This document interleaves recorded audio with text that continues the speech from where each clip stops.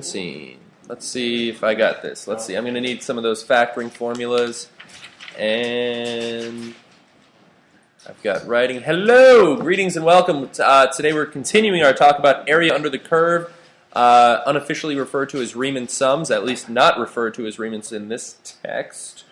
Give a man his credit. Come on now. And we're looking at this one. We're finding the area from 0 to 4 of this quadratic. So what would that look like? That would be, okay. I thought it froze for a second. 0 to 4 of x squared plus 6x dx, all right, is what we're thinking about. And that would equal the limit as n goes to infinity of the sum of I equals 1 to n of, and we're going to do, well, we're actually going to have to figure out some things first for that. But it ends up being, well, f of x sub I times x delta, right? Delta x, my apologies. So that's what we'll end up doing. And let's just label some of the stuff we know. I know that, well, I'm going to have a equals 0, b equals 4. To find delta x, I will do 4 minus 0 over n.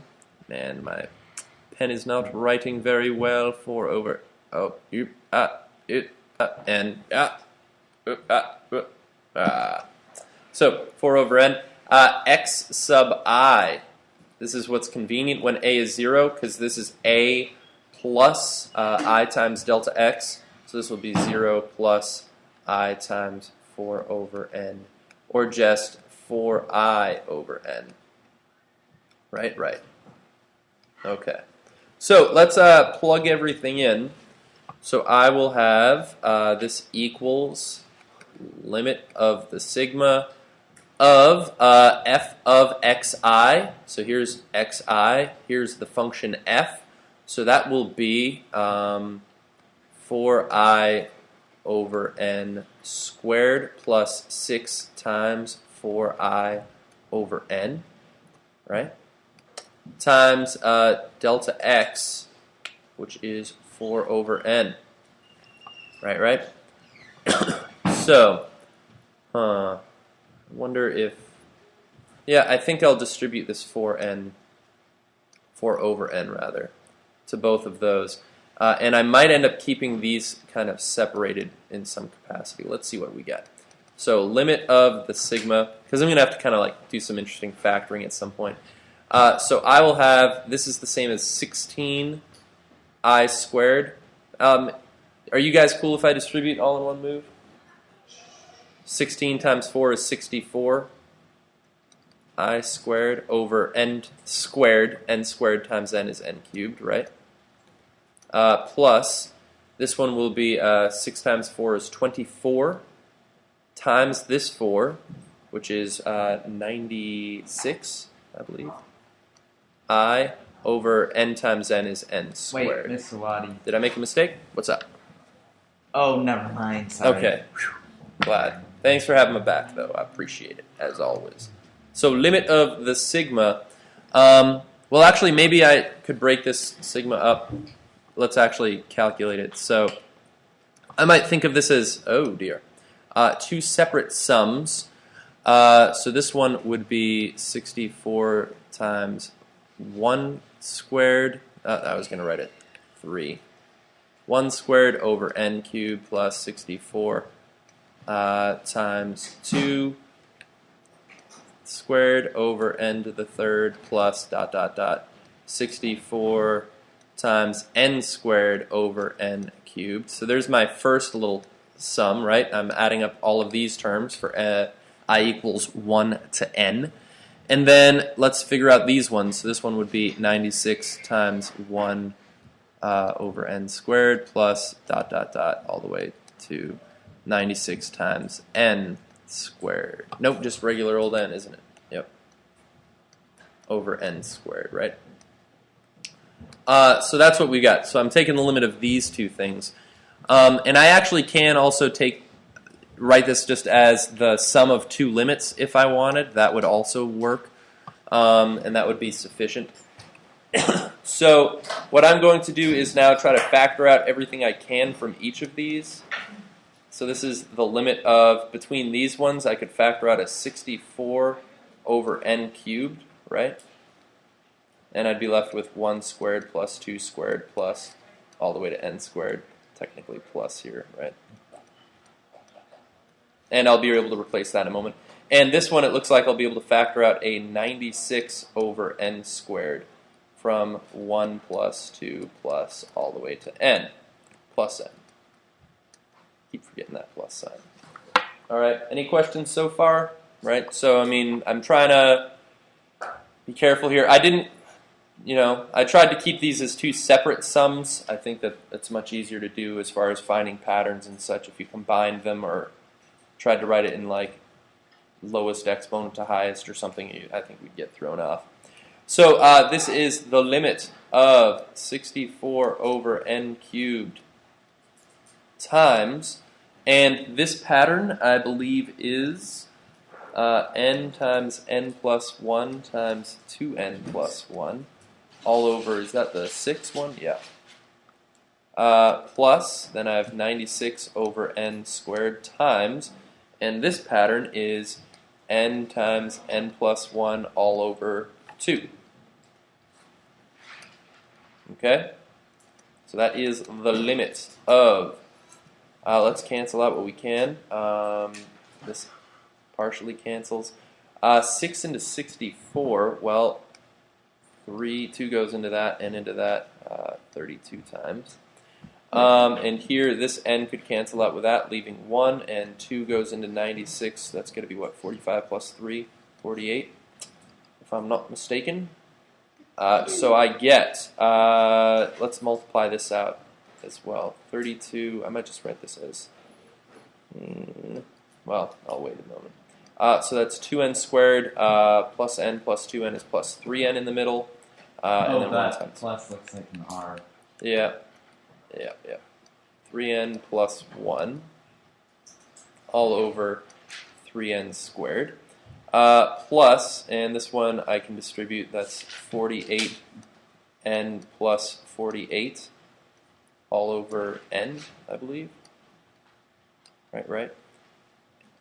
And the limit of, I guess I can multiply this out, so that's 64n squared plus 96n plus 32 all over 3n squared plus this guy still, 48n plus, nope.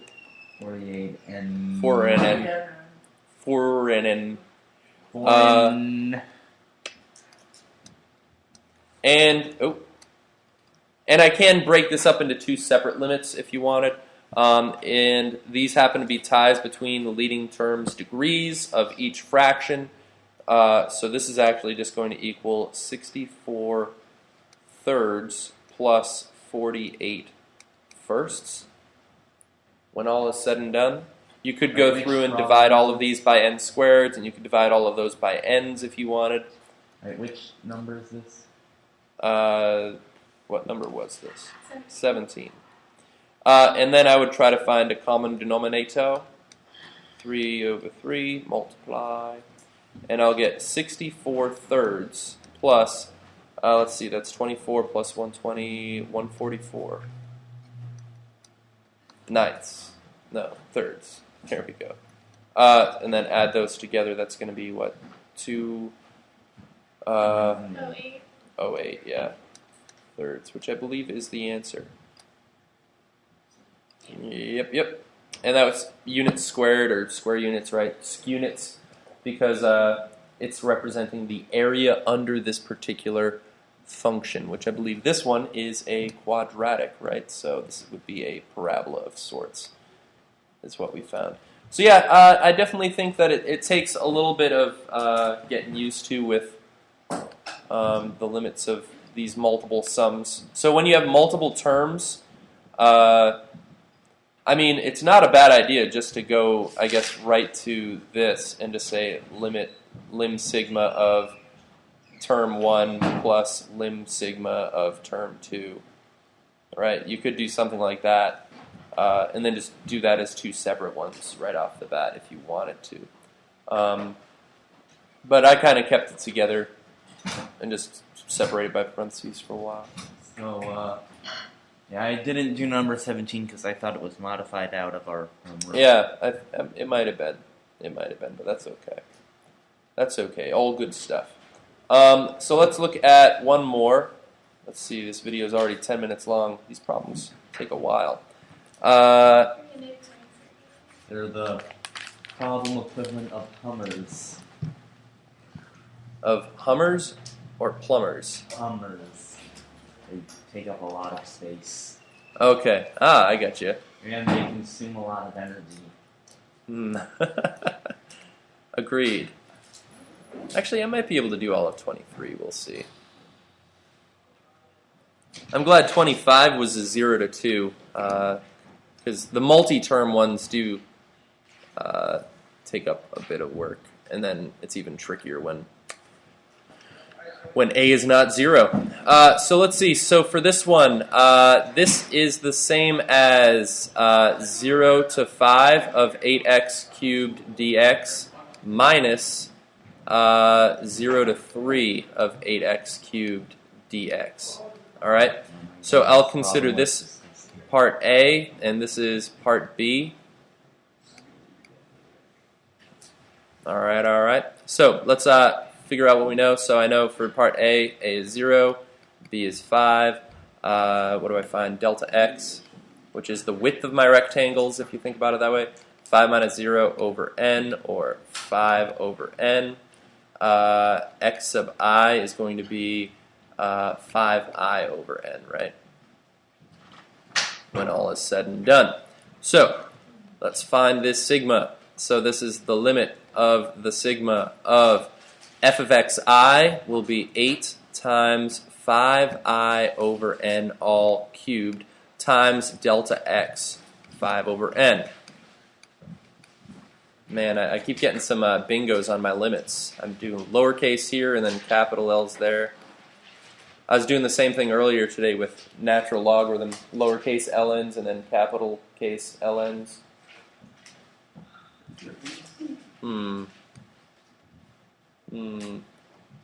Anyways, 5 cubed is 125 times another 5. What is that number going to be? 5 cubed. Right, 1 times 5. 625 times 8. It's 5,000. I cubed over n cubed times n is n to the 4th. Right. So equals the limit of, well, actually, you guys might be able to skip some steps here now. I think you'd spot this as 5,000 n to the 4ths times 1 cubed plus 2 cubed plus all the way to n cubed. Right? You guys cool with skipping that step? Do you see what I did? I did the sigma of this whole list and realized I'm gonna take out this 5,000 over n to the 4th, right? And that's what I did. So that's the limit of the 5,000 over n to the 4th. There we go. Times, let's see, I think I like the cube pattern, right? Yeah, the cube one's not bad. N squared times n plus 1 squared, which I suppose I could expand that all out in one fell swoop, all over 4. And so let's cancel. Blam. And 4 goes into 5,000. Well, let's see, it goes into 1,250 times. So 250 times 5. 1,250. All right. So let's see. So I'll have, drop my limits. Come on, Mr. Waddy. 1,250 times n squared plus 2n plus 1 when I expand that binomial, which we are awesome at. Let's see, equals the limit of 1,250 n squared plus 2,500 n plus 1,250. I believe. And some of those values will be negligible in but a moment, because when I take the limit, I get 1250 for part A. All right, cruising right along. I'm really glad this problem only had a single term. So let's see, 0 to 3, eh? A is 0, B is 3, delta x, that's an ugly delta. There we go. Delta x is equal to, that's going to equal 3 over n, and x sub I is going to be 3I over n. I really like having a equals 0. Super helpful, right? Super helpful. So let's plug this in. So limit of the sigma of, what is this? 8 times x sub I cubed, was it? Times delta x. So limit of the sigma. That's an ugly sigma. There, that's a little better. 3 cubed is 27 times another 3 is 81 times 8. What's that? 640 plus another 8. 648. Did I do any of that right? I don't know, guys. I don't know. Yes. 648. What do you know? My weekend brain is still working. All over, let's see, n cubed times n is n to the 4th.